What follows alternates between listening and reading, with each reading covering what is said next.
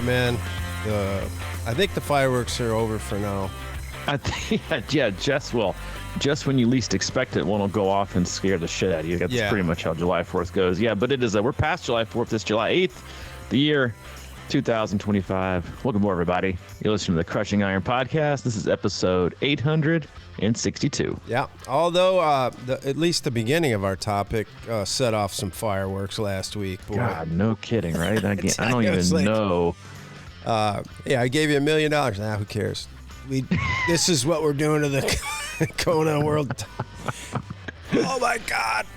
Yeah, it's real. I mean, listen, yes, we're gonna talk. I mean, I got I don't know, 34. I mean, before I even got the email, because I think the email drip from Ironman just takes a long time. I had 3 screenshots and 2 forwarded emails before I even got it. They're like, I know what you're talking about today in the podcast. And I was like, well, little do you know, we're taking the day off because it's pretty much July 4th. So no, we're not. We're not talking about it today, which is, I think, even better because it gives us, 3 or 4 days to let it marinate. So you're not total prisoner of the moment. And listen, just as all things these days, anytime there's an announcement or a change, everybody gets bent out of shape about it. Oh, it's just favoring these people. Oh, it's just giving these people the shaft. And I'm like, well, usually those people always say they get the shaft or it's favoring somebody no matter what it is. It just depends on what your agenda is. But yes, I mean, over the last week, right before July 4th, Ironman, the new CEO, who honestly, I think is doing a bang up job. I think he's doing a really good job. He's obviously bringing the World Championships back to Kona, which is pretty much what everybody wanted. I did hear that he was at Challenge Roth this last weekend, which obviously isn't an Ironman race. I wouldn't say it's a competitor, right? It's really just a one-off giant race. That was this weekend, but the rumor on the street was he was there trying to figure out how they fit 3,500 bikes into such a small area. Because that's one of the things that they're lauded for is how many bikes they can fit into such a small area. So it sounded like he was doing a little bit of recon. But yeah, so there's been rumors, right, in the last couple months that they were going to come out with a new qualification system. They kind of alluded to it when they said that they were going to go back to Kona, and obviously the field was going to get smaller, which I've been for. It's time to get back to our roots, and that's just, I think, it's a world championship. It's perfectly fine for not everyone to go. But the new qualification system, I will say, kind of came out of left field for me. I was hoping for something like this, although I think the calculations are a little bit over my head, and frankly, had a couple emails from athletes hey, what do you think my chances? I'm like, listen, we'll dive a little bit deeper here in a minute, but to me, really nothing has changed. You have to be fast and you have to be lucky.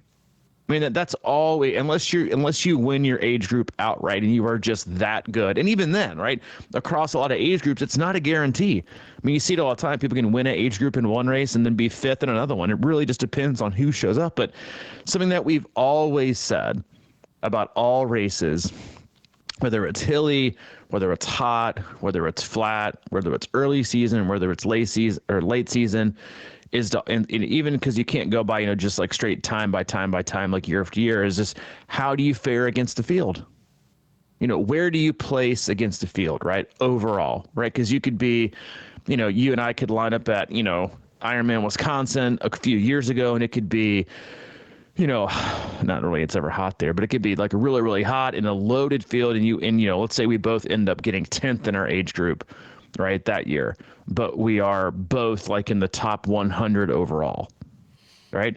And then you could look at a few years later, maybe we are, 2nd or 3rd in our age group, right? You're on the podium, I'm outstanding, but we're 250th, 300th overall against the field. And the question is which one's better? Right? Obviously, you have, you have something that you really want to be, which is on the podium, which is what a lot of people want. But against the field, against everybody on the given day across age groups, it's, to me, it's how did you do overall against everyone else that showed up, regardless of what it is? And we've had that. I mean, you and I had this conversation a lot too with with athletes on a much smaller scale, right? They go out and they're like, God, the race of my life. I got a PR. I just really thought I would do better, but I got, 5th in my age group. And you're like, well, you got a PR and you had the best race of your life, so you got 6. Like, what's the beauty? You can't control who shows up that's in front of you. And then you could also say like, oh, well, I just kind of showed up to this 5K untrained and I got first in my age group, but it wasn't my best time. Which one's better? Right? And it's like the best against the field. And that's what I think what they're trying to go for is how you're obviously doing against the field. And listen, like I said, I'm 100% all for it. I think the standard should have been raised a long time ago to whom. I'm just going to call out the name World Championships. And for the definition or for the prestige to actually matter for World Championships, the standard has to be high. And yes, in the past, I do think some age groups have gotten the shaft. Like I think the younger, like some of the younger female age groups have gotten the shaft, and some of the older age groups, men have gotten the shafts. You know, they gotten the shaft based on just kind of like where they do against the field. And so I think again, like in theory, I think it's great, but again, like my in-depth analysis is nothing changes. Like you have to be really, really fast, really committed, and also lucky, because it still does matter who shows up. It just matters who shows up overall at the race, because there are heavy hitting races. I mean, I remember this is like 5-6 years ago that I had an athlete do Ironman Louisville, full distance race, Ironman Louisville, who didn't get a Kona slot and didn't make it on the podium, so not top 5 in his age group, but was 10th overall in the entire race. It just happened to be one of those races where all the best guys that showed up that day were in his age group, and he was devastated. And then a year later, he got his Kona slot, ended up being second in his age group. Not really a weaker field, but just a different layout. So I think, yes, there's a little bit of strategy into it, I think. But I mean, to me, the biggest thing is you got to be really fast, and you got to race a lot, and you got to still like kind of cross your fingers and do your best on the day. But I mean, we can, make all we want to about the calculation, the course, and what's better for you. But listen, I mean, to me, like there's only about a 2% difference of what's changed overall. Because if you look at, let's say, last week, less than 5% of all triathletes racing Ironman had a chance to qualify for the World Championships, not take a 40th roll down because nobody wants to pay to go to Nice, or giving away slots for free because they can't fill the pier. Like that's not qualifying for a slot for a World Championship. That's getting a slot. That's that's hanging out long enough at awards to get a slot, where they basically say, I mean, we were at Wisconsin. Like, hey, does anybody want to go? Like, to me, that's not the kind of reputation for a World Championship. So taking all those aside, like less than 5% of people that do Ironman racing have the ability in the level of performance to qualify. And now it's gone from, I think, 5% to about 7%. So it really hasn't changed that much. It's just how they're going to determine it. Yeah, well, I never really understood why, because I've always been in the same camp regarding it should be harder to make it to Kona, not easy. It's like that was always the thing. It made it special, and then suddenly you're split up and you're going to Nice and you're doing Kona, and there's twice as many entries for World Championships, and I don't know for sure, but it seems like there was less people doing Ironman at the same time. So, you got this weird, confluence of stuff going on, and I do think it's a good idea. I don't understand it completely, but I like the gist of it. I think it was something like the top 3, they'll roll down to 3 or something like that, and then after that, it kind of spreads out over the field. And I thought maybe if one age group, there was like a big disparity between first and whatever third, and then there was some tightness in another age group. I thought that's kind of how they were going to allocate. I didn't know if it was against the field or not, but it seems like if there's a really tight age group, that maybe that might be a better way to roll it down. I mean, I get what you're saying, the top, I don't know, usually 4 out of the top 10 come from one age group in the men, it seems like. So that's a tough ask not to put those guys in there, Yeah, I mean, I don't think there's any qualification system on the planet that's perfect. I mean, no algorithm, no calculation, no kind of like, hey, do you qualify for the world championships or whatever? I think is perfect when you have this many races and this many age groups across two sexes that actually like that's global, right? That allows for qualification for world championships. It's never going to be perfect. I do think this is a giant step in the right direction. And I think it's great for the sport because I think if you ask anybody objectively, like the last 2 or 3 years, the world championships has not become the world championships. Like the level of performance that you expect to see for people participating in it has dropped. And that's just because like I think they tried to do a good thing, right? I think their head and their heart was in the right place with trying to, allow more people. And again, it's also a business. It's like they're gonna try and gain more people by putting women in a different location. And obviously that science project didn't work out very well.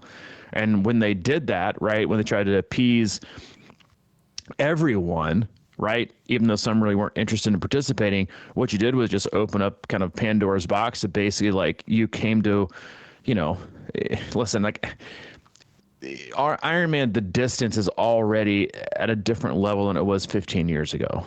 Right? Like no longer do you have to wake up on a Monday, have your race planned out, ready to sign up at noon, local race time. Those days are gone. Like you can wait a few months. Like so there's the sense of urgency. But why isn't there? What's that? I mean, I want to know why they're gone. I think they screwed. Well, I mean, I think we're like the only ones that price days, but like the mass starts, like that's gone. I saw Roth this weekend. They had a mass start.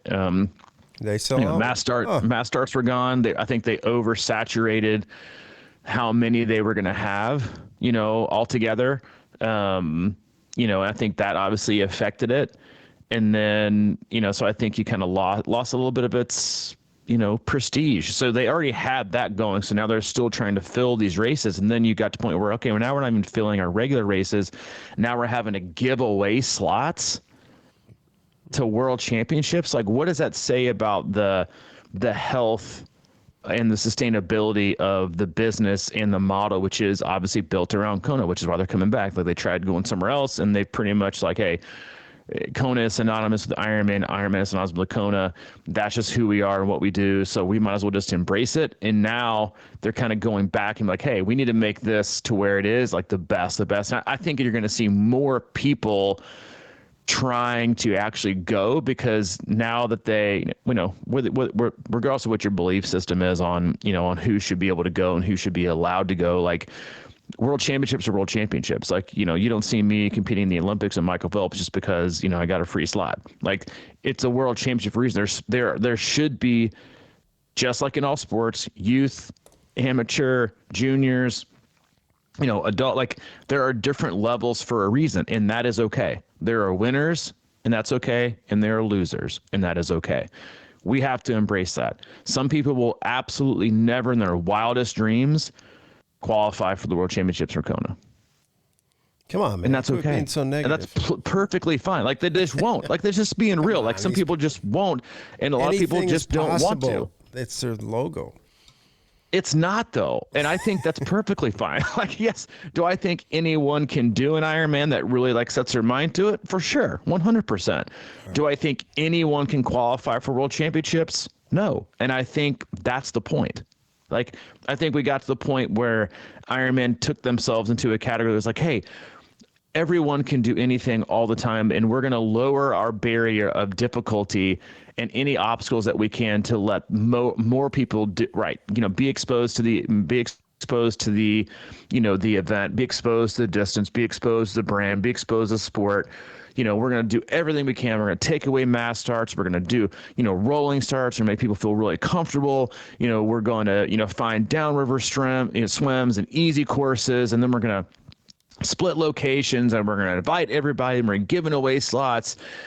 And I think, but like you forget what drives people to endurance sports, which is a challenge, right? People are looking for something that makes themselves uncomfortable, that provides some part of self-doubt, some part of, scrutiny amongst your, like what you're able to do each and every day to have like a healthy level of fear. They lowered it so low that it was like, why would I want to go do that? Everybody can do it.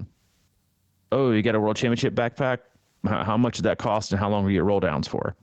They completely lost the prestige. And I think people stopped working as hard. And obviously that's on them.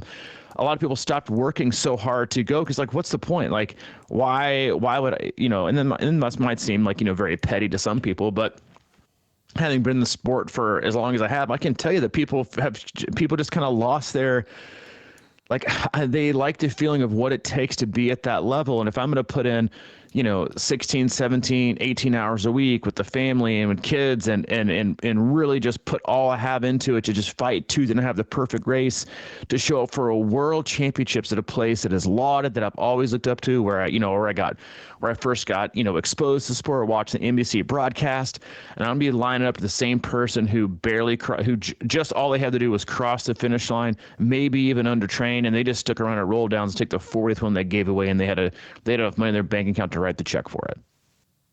Like, why would you want to do that? Well, yeah, I think Ironman shit on who they are, to be honest, man. Oh, I mean, I think I agree with you, and I think that this is like one of those steps of trying to get it back. And I think I wouldn't be shocked if they announced a new Ironman event here in North America in the next month. I think they are trying to get back some eagerness, because what this also does, I think, is they went for the, they initiated all these programs, to make people feel special and it's more race. But I do think this qualification system is going to get more people to race more often.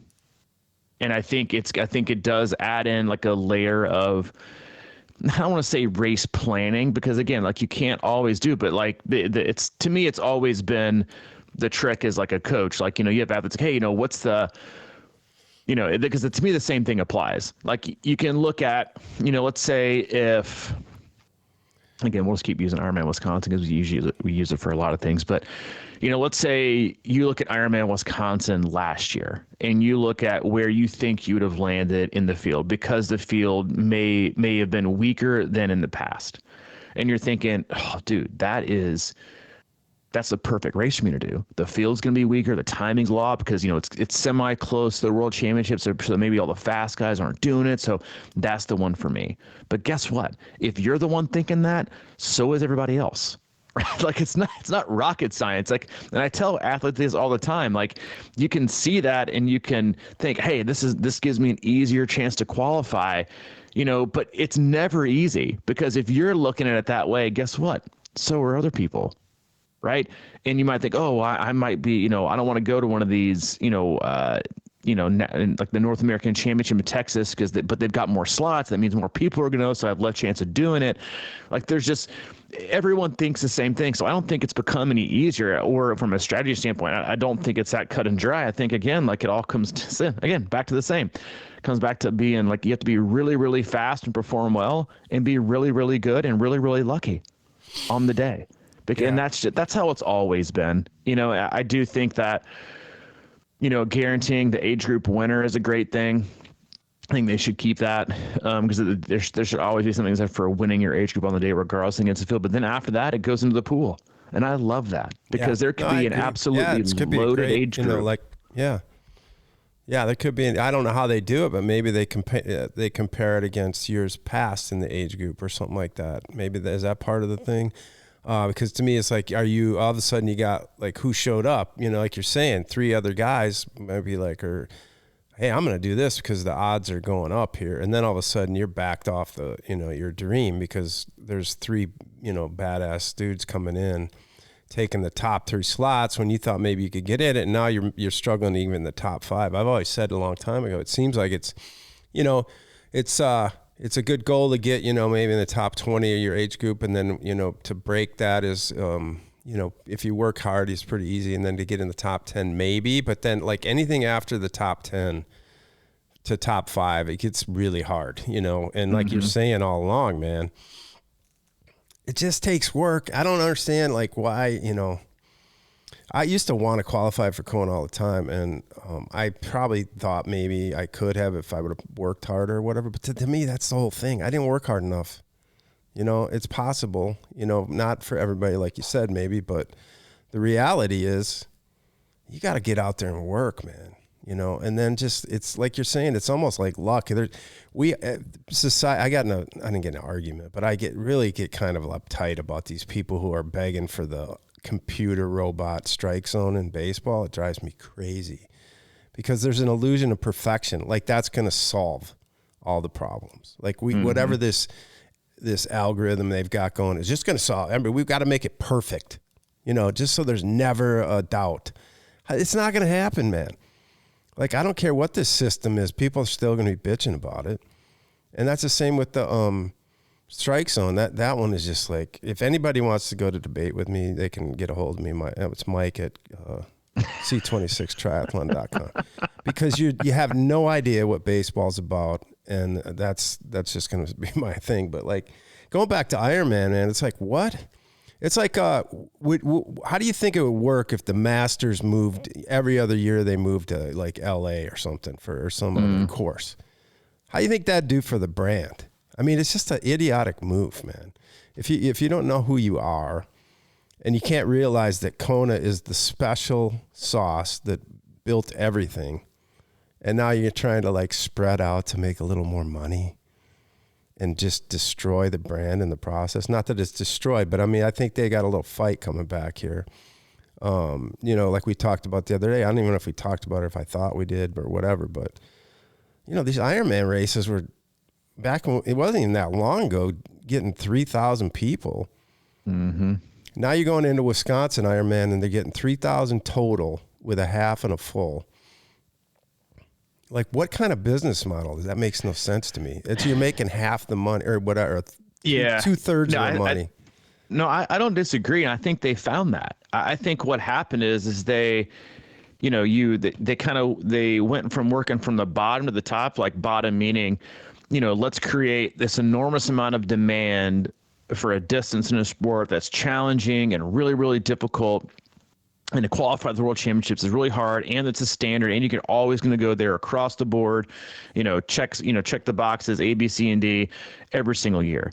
And then they instead of going from the bottom to the top being Kona, bottom being like all the Ironman races, 7.3 infills, then they reversed it and they were like, all right, how much money can we make from a single day event at the top? How many people can we fit? How many females can we fit on the pier in Kona? How much money can we make that day? And then how many guys can we make money off of in Nice, and then vice versa? And I'm thinking, I see the intent, but if you think about it, if you're going to do that, and what you're going to do is then dilute the amount of participants across the 40 plus Ironman distance events across the world.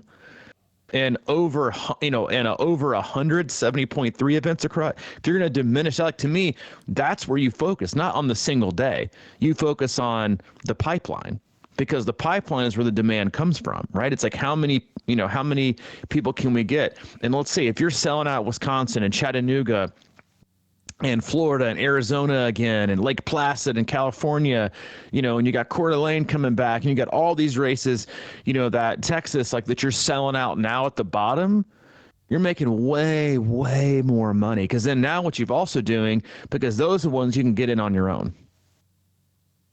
I can register for that. You can register for those. Now you're creating demand. And now you see Texas sell out in 2 seconds, and you're like, oh, shit. Well, now if the next Ironman, I better not wait. So then you're already locked in, and you already register for a race a year in advance because you saw one sell out quick. Now the demand's like, well, if I want to race an Ironman next year, I better get on board, because I don't want to wait and feel like I might miss it. Like, get the demand back, get the urgency back to where you're like, God, we're all. That's how it used to be. I mean, like, you're on your phone, you got like multiple devices out trying to make sure you get in line, make sure you register. Like, that's when the business is healthy, when there's that much demand. And I think they'd be better off shrinking, especially from an operational cost standpoint, like shrinking the amount of races by like 10 to 20% and then selling out every one. That's demand. Because then you got to do one simple thing. Just raise the price. I know people are like, oh, that's too expensive. I'm like, you're doing it anyway. They've been raising it for the last decade. I think the first 70.3% over the Ironman was like $180. And now I look, and now 70.3 prices now are the prices that Ironman race events used to be. And so I think like now they're kind of getting back to like, hey, maybe we can create more demand to do these races. And what they're also doing, which I think is like a next level business move, is now, can you imagine the scene the next day at awards when they do the roll down? Because you don't even know. Like, you can guess what the guarantee is going to be, but it used to be like, hey, this, you could wake up the next morning, you'd walk into, Monona Terrace, you look on the sheet of paper and you'd see how many slots are allocated to each age group. And you can kind of know like 2 or 3 slots age group, they're not going to roll to a different age group, and they're not going to roll past top 5. Dude, now they're going to have like 500 people maybe not 500, but let's say there's 2,000. They're going to have like 300 people at awards because like, yeah, the calculation is like set, but you don't know how it's going to work exactly on the day, and then who's going to take it, who's not going to take it. So like, leave the expo open a little bit longer, like, maybe try to sell some stuff. They're going to be rocking out the next day of awards. It's going to no longer be like a, hey, anybody want a free spot to, not a free, but anybody want a spot to the world champion? It's going to be like people on the edge of their seats, because it's going to throttle back and forth between male and female, throttle back and forth with like 75 age group, 35-year-old age group. And it's going to like, you're not going to be able to predict it. Even with like the calculations, put it on a spreadsheet, which I'm sure people do that like the night of. But I think that's going to also create like some real, people are going to go berserk. Because there is like a little bit of urgency. And what I also like, which is why I think they should, it doesn't matter as much, because if they bring back the mass start, it's about you against your best. It's not about you getting second in your age group, because now if you're second in your age group, it might not matter. You might need to still have a better time. So like, this last year, again, you'll say you're Ironman Wisconsin and you get, the update from your coach, like, hey dude, you're in second place, just hold it out to here. You got this. That's not a guarantee. You can't just, you got, let's say you're running and I'm like, hey Mike, you're in second place. You got a 15-minute lead on the guy in third, just coast it in. That doesn't matter anymore. Because there could be guys and girls in other age groups just absolutely crushing it on the day. And you can get second place and not get a slot. So you have to like take it to the wire, doing your best, which is why I love it, which is another reason why I love like the new format. It is you at your best against your best that day. And there is no like, hey, I gotta lighten the load a little bit. I got this. Like, I'm gonna mail it in. I just can't make any mistakes.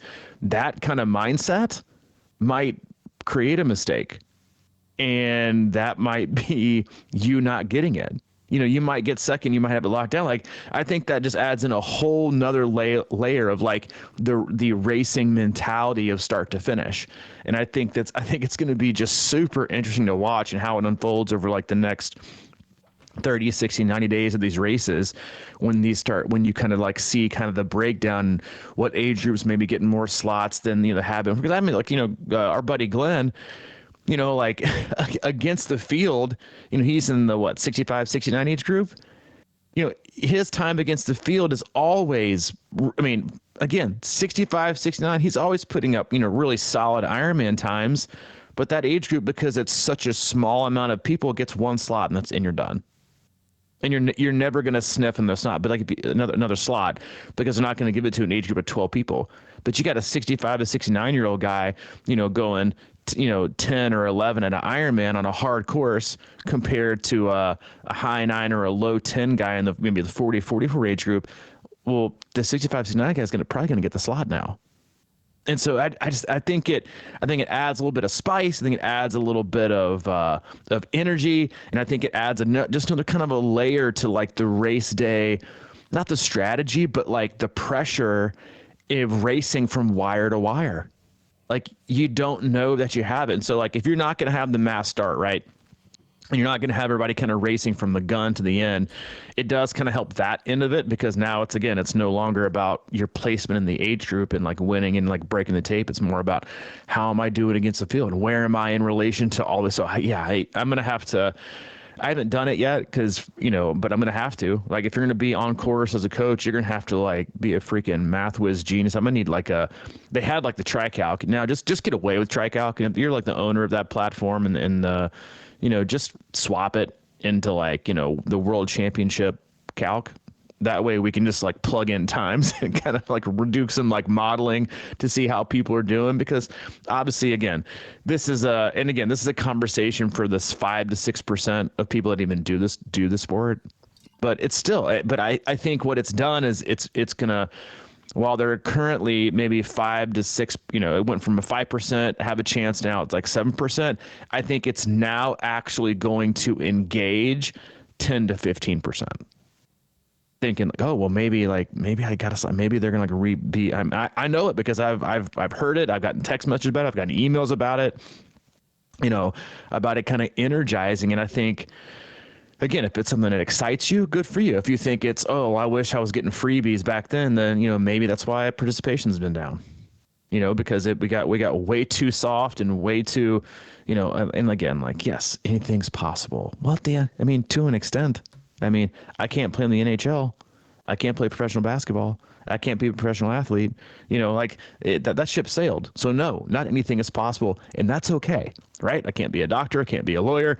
Like, all those things are true, and they're also perfectly fine. Like, so I think that the more the bar got lowered, the less appealing it became, because it's no longer, Ironman tattoos were synonymous with like world championship backpacks. Like, oh, you did an Ironman? Which one? It was probably your last one, is a bucket list thing, as you think everybody can do it because they made them so easy and they reduced as many obstacles as possible. Like, obstacles are good. Like working hard is good.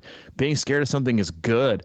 Having high thresholds for performance and championship levels are good. Like I've been watching Wimbledon a ton, and Hayden's like all into it, and he's like, "Hey, could you ever beat any of these guys?" I'm like, "No, not ever. Like, there's no shot." And he's like, "Well, why?" And I'm like, "Well, I just never was good enough." And like, that's okay. Like, and I think we've gotten so like soft about we're just not good enough. Like, that's perfectly fine, because you're good at other things. Like, none of those guys could probably coach triathlon. Like, we all have our things, and I think that's perfectly fine.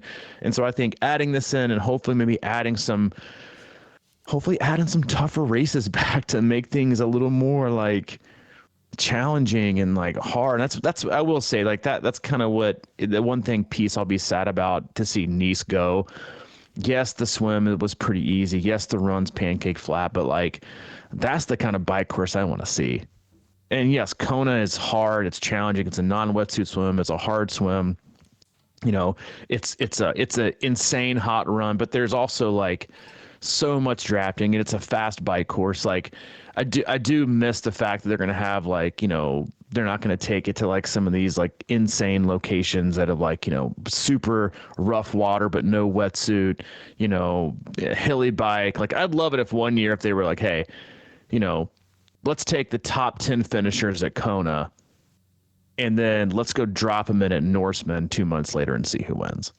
And it'd be totally different, right? Because again, like, different people thrive in like those hot climates. So, but I get it. Like, the sport made its bed with Kona. Kona made its bed with Ironman. I think they both want each other back, and I think they made a mistake. But I will say, I will miss like the epic like climbing and like descents, of Nice. But it is what it is. The sport's that way, and just like you said, like, it's the reason Wimbledon always goes back to where it goes. The French Open goes back to where it goes. U.S. Open's always back at Flushing Meadows in New York, and Australian's always back, Open back in Sydney. Like, they don't rotate it. The slams for a reason. And I think that's important, and because it becomes predictable, and people can kind of like fall in love with a location and a slam and an event. The more you rotate it, you kind of lose a little bit of that luster. Yeah, Yeah, I'm always curious. It's like, we talk about these things like, the formula for Kona and then Kona and all that kind of stuff. It's like, I think back to where, when I started, it was really just because I met you guys and I got inspired by, things going on locally, or like, it seemed like a really cool event. I went and watched Louisville. It was like fun as hell, and it was really inspiring. Had nothing to do with pros or top age groupers or any of that shit, And I just always wonder, it's like, yeah, it's fine. We put the spotlight on these guys, these people at the top, and, I know a lot of people seem to care about, Kona slots, but it's just such a small percentage. I mean, you made a point, which I think is valid, that they could increase the people that are more interested in, but these aren't the people who are having a hard time getting to go to races. You know what I mean? We're trying to get some new people in. And how do you create, I'll just say, maybe it's just, it's hard because I've been doing them for so long, but it just seemed like there was a little more mystique to it back in the day, when you showed up at the village and there was something going on. I like the race more. That's why I think, I honestly think that in a weird way, and I know people get sick of us talking about mass starts, but, that's why the fans came to that. So that and all of a sudden you got like my mom or her friend, they just love that. Now they don't quite even care as much about the swim. You know what I mean? So now you got 10,000 people wanting to get down there early to watch the swim start. And now it's like 3,000 people, meandering around, no big deal. They start yet? I don't know. I can't, I'm not, there's just no like electricity around that vibe. That's the way I feel about that. You know how many people were at Roth this last weekend? I have no idea. Oh, you mean watching? 300,000. Yeah. You know what they have? They have a mass start. They have a mass start. Yeah. And yes, is that the only reason that they get 300,000? No. But I'm telling you, like, it's the spectacle. It's what, because here's the thing, and I know, again, like, we're probably one of the few people that get on this be like, oh, stop talking about the mass start, like it's about safety. Like, you're still swimming in a body of water, and I still to this day, after every single race, I still get comments, God, it was so congested, it was so crowded. I'm like, I know, because listen, like, you're still surrounded by 5 people all the time. Whether it's a rolling start or a mass start, you're surrounded by 5 people the whole time. You're just different, there's not 5 people stacked on 5 people. Anyway, I'm not going to go off my tangent about the mass start. And I still to this day think it's a much safer Well, I was way, thinking about this too with Louisville. It's more condensed. They moved Louisville to make it more, safe and friendly to the weather. The weather sucked, but everyone, correct me if I'm wrong, but it seems to me like there was close to 3,000 people doing Louisville in August when we started. For sure. And then it went down to like 2,000. They're like, we better move this to the fall so it's nice and more people come. And then like less people started, and it was worse weather. It's like, I think people want that August race in the heat. There's there's 2,500 Ironman out there that want to try a hot ass race in August in Louisville. I'm just saying. I think that's fact. I don't disagree at all. But I think, like, going back to like the spectacle, because like, here's the thing. Here's how the sport grows, right? If you're living in a city and you don't do triathlon, people who do it on the fringe level, but you don't have anybody close to you. You've never done a race. You don't own a bike. You've heard about it, but you're like, I'm not really interested. And then you're like, hey, there's one downtown. And then you see this like aerial footage of this like mass start. You would get up out of bed to go watch that. Oh yeah. You would get up out of bed. You'd walk down to the, to the helix. You'd stand on there. You'd watch the display that is the mass start. You'd feel the energy. You see people getting up out of the water that look just like you. Or your parents. Okay, then you got your grandparents. 10,000 people. Yeah. And then you know what else you got? You got 10,000 people up early going, what are we doing next? Let's go out to the hill. Exactly. Yep. And that's how you get sucked into the sport. Like, again, like going back to my thoughts on like working the bottom to the top. Like, yes, people get they fantasize and they get exposed and they get energized by watching Kona on NBC. That's one day a year. Just like just like trying to make all your money off the world championships, right? Making it a 2-day event, having more people come, it's still just 2 days. And then now it's one day, that's the top. The NBC broadcast, that's the top. The bottom is the people that go to the races, that watch it, and they're like, they get actually inspired. Then they see the top, and they're like, man, I wonder who's finishing. They go to the red carpet. They stick around till 10 o'clock, till 10:30, till 11, to midnight finishers. That's how people get inspired, by seeing people do that's why you're always going to see more people at the finish line at midnight than you will at 5 p.m. Because people want to be inspired by things that are, again, going back to like why this affects such a small amount of people, but it's a topic for the whole sport itself, is more people get energized and sign up for the event and get in the sport because of what they see from 10 p.m. to 12 p.m. than they do from 4 p.m. to 8 p.m. Because that's hard for them to like see. Like, I don't go to an NBA basketball game and be like, I think I'm gonna try to go pro tomorrow.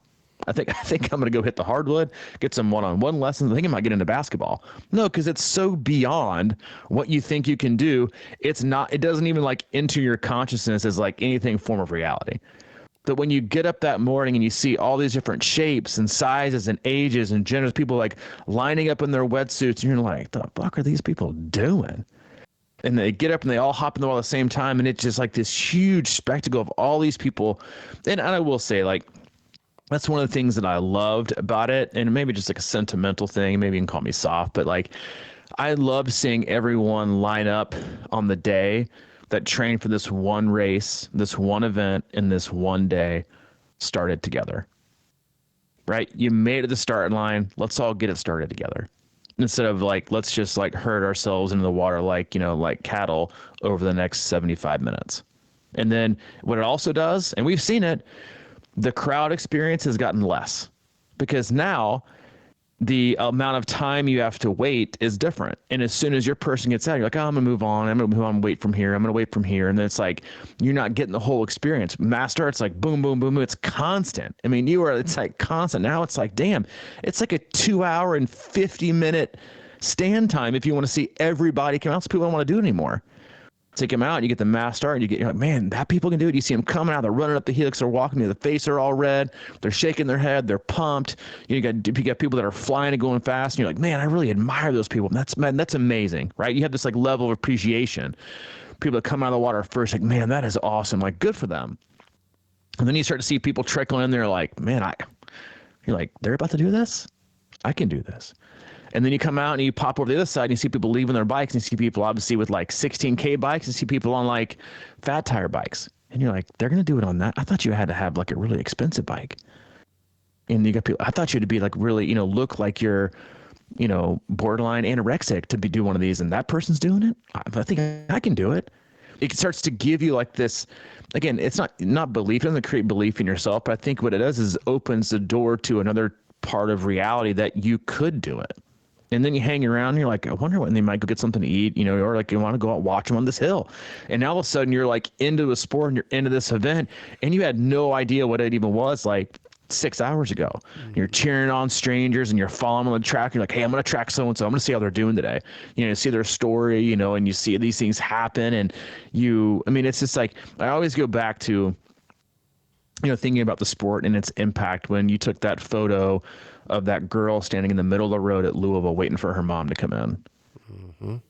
And it just like gives me chills to this day. Like, I just got chills. Like, thinking about like the impact that this has on family units and people and individuals. And like, that's about exposure. And people see that and they're like, damn it. Like, because people need it. And so when you start to remove all these things and it becomes like less popular, you see less people doing it, it becomes less attractive. More people do it. It's like positive peer pressure. More people want to do it. Right. And so it is. I think it's part of the spectacle. And I think it is like, I put money on it, put $500 on it right now. If they announced a race like in a month, they're like, and we're bringing back the mass start, it would sell out in 48 hours. You want to know why? Because people would want to say, I want to be back. I wanted to be back in the race. It's got the first mass start in North America in like what, 5 or 6 years, because they want to say they did it because it was hard. Because it was not because it was a mass start, but because it's deemed to be harder, because it might more challenge. They want to say that's the feather in their cap that they wanted to do it. And yes, other people wouldn't want to do it. Maybe some people would want to challenge it, and it will sell out in a heartbeat because it's challenging. Oh, it's a downriver swim. I don't need to train for this. You know, like it's just, I think it has trickled down into the spirit and the level of effort and motivation across the board to a lot of athletes, especially getting in the sport. That's like, you don't have to take the sport very serious. You don't have to train that very hard. Like, anybody can do it. You can just wake up tomorrow and float down the river and ride the bike and do the run, and you'll still finish. I'm like, that's not a sporting event. That's supposed to like be challenging in endurance sports. Like, you should be afraid that, one, I can't finish, I won't finish, or it's going to be really, really, really hard to go as fast as I want. It should never be, you know, like, just imagine if they let everyone play in the Masters, you know, for the next 5 years, whenever they wanted to. It was like, no big deal. It's not, everything kind of lowered the bar. It's now not as challenging. Like, we like to see people. That's why people love watching the tour. That's why more people probably buy bikes and get on their bike and ride in these 3 weeks than any other time of the year, because they see people. They're like, man, this is unbelievable. I can see these. I can't imagine doing this, and that gets people up to do it. And I just think, like, no matter on all, you know, things in life, right? Especially in sport, like when you think about how sports challenge people, and, you know, like, you don't want that. You don't want that for your kids either. You don't want them to win everything. Do they want them to lose? It's good for them. They need to see what it's like to work hard and to do well and to like challenge, and what it takes to get better, not to shield them because you're afraid of what might happen to them if they lose. Like, losing is a good thing, right? And losing is a good thing. Getting your ass handed to you in sports is a good thing, because it makes you show up different the next time. Because at some point in life, when you're done with sport, you're going to get your ass handed to you, and you're not going to know how to respond, because you've been coddled and shielded from ever losing, ever going through anything hard, and you don't want it. And so it's like, and I think we've done that a lot with the sport the last, you know, not decade, but maybe the last 5, 6, 7 years, is like this got to be a little scary, right? I just think it's good. So it draws people to it. People don't look for life-changing events at the farmer's market. No, you know? I think, yeah, it's like, I sometimes wonder, you know, one of the greatest things ever was going to sort of watch, you know, Mike Riley at the end of the day, the last finishers. And we talk about that a lot, and I've been there a lot. And to me, that's the essence of it, right? Because, you know, you think about, you know, we can talk about Kona all we want, or, you know, world qualifiers, all that stuff. But the essence of this sport is getting them into it. I remember before I was into it, I never heard of it. I was out of shape. I never thought about doing this ever. And now here I am. And a lot of people do that. And how do you create sort of this entryway for those people? You know, you can be a Kona qualifier. No, that's ridiculous. You know what I mean? Like, you don't get people in sport by telling them, like, somebody that hasn't got off the couch in 10 years, that, hey, you can be a Kona qualifier. You know, we got a better system for you now. No, they need to see people that have, like, normal people that have done it. Like we're saying, you know, it's like, make it interesting so they go watch and see, like, someone just like them going, wait a minute, I can do that. I used to do that when I went to see bands. I was a terrible drummer, but sometimes I'd see terrible drummers and go, all right, that guy's inspiring me right now. He's up on stage. I'm not, but we're similar or whatever. And then even better people can inspire you to be better. So I just, you know, it kind of gets to this thing with Ironman, and I get it. I'm sure they, you know, when they start the day, they're like, damn, we're going to be here all day and all night. You know, it's a pain in the ass. Well, figure out a way to make the end of that race more exciting, you know, for people. And, you know, like, just, that's the essence of it. It's those people that are just barely making it, you know, and that, because that's going to inspire. It's like, wow, look at that. I can do that, man.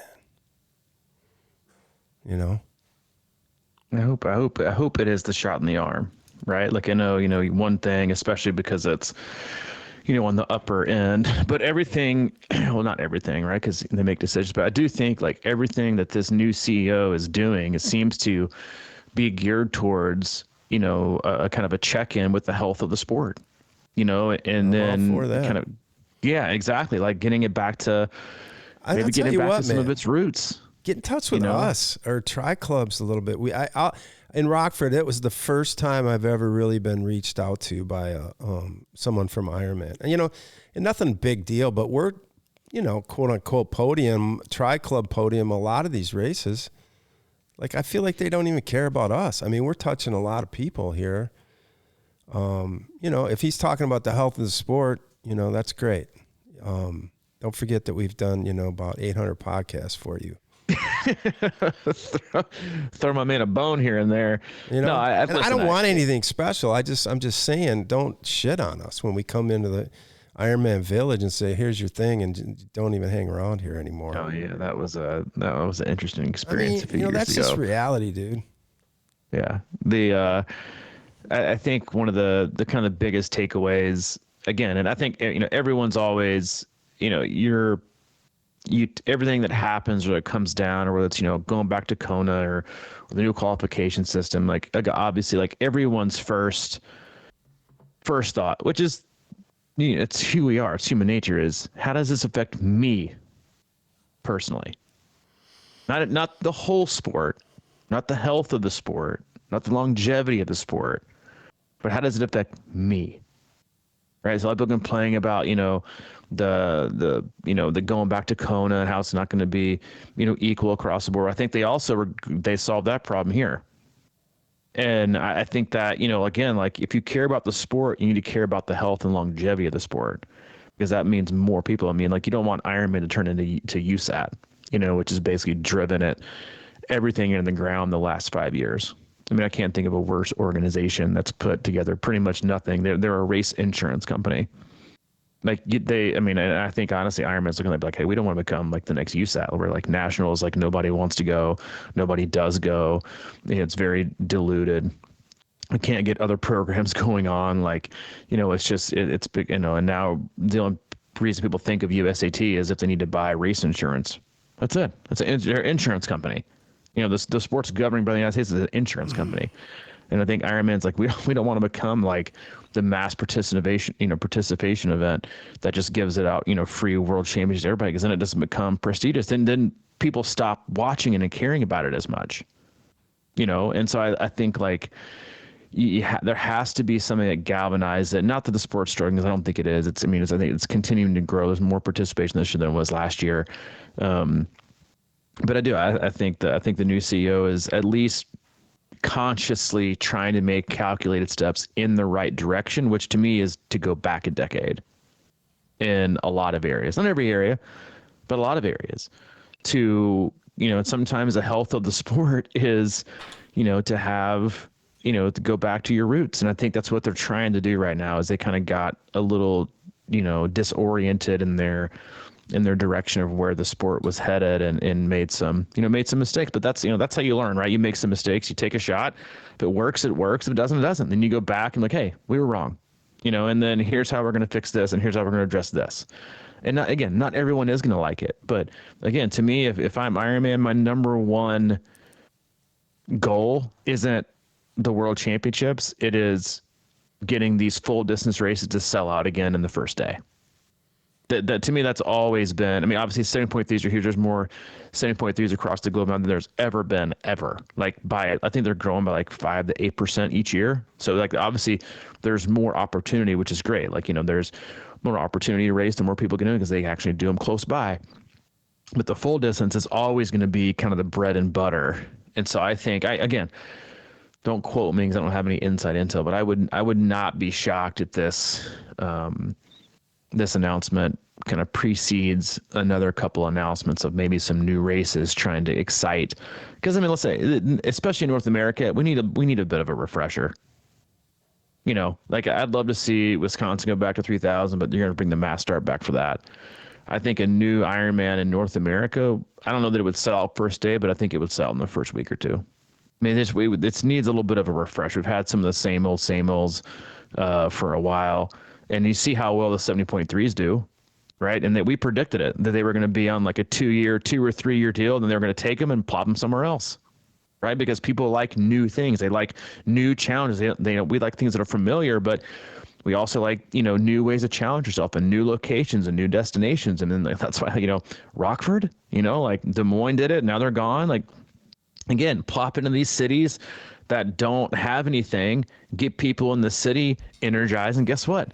Even if you leave, if the event leaves, those people are still going to travel to another event. So it's a great way to recruit other athletes, is by just kind of like, city hopping. It's just like, hey, we're going to bring the sport to this city. We're going to make some money off of it, but we're also going to grow the sport, because they're probably going to stay. If we're in there for 2 or 3 years, you're in the sport for 2 of these, you're probably going to stay for at least 5 to 6 to 7. So they're going to go to the next new race, and then the next new race is going to sell out. More people are going to do that race. Let's say you come to Rockford, more people are going to do triathlon there than they have been. And then let's say Rockford leaves, they're going to go sign up for Wisconsin. It's not too far away. Or if there's one in, a nearby state, they're going to do that one. And it's the same thing. And I think that's their model with 70.3s. But I think, again, a new full would be pretty fun in North America. Yep. All right, man. Let's wrap it up there. Yeah, that was, that probably wasn't the quantum physics insight some of you top tier athletes wanted, but you know what? That's not really who we are or how our brains work. So hope you got a lot out of today, at least from, the sport itself and where we'd like to see it go. And I think honestly, a lot of where, a lot of you listeners want it to go. As always, we love you guys. We appreciate you. Go to our website, c26triathlon.com, and it's our one-stop shop for all things coaching camps and community. If anything from Mike, he's available, Mike at c26triathlon.com, or if anything from me specifically, Robbie at c26triathlon.com. All right, man. And if you're one of those guys that wants the robot strike zone, I take that back. I don't want to get an email from you, because I don't have the bandwidth for that discussion. All right. So have a good one, man. See you, dude. All right.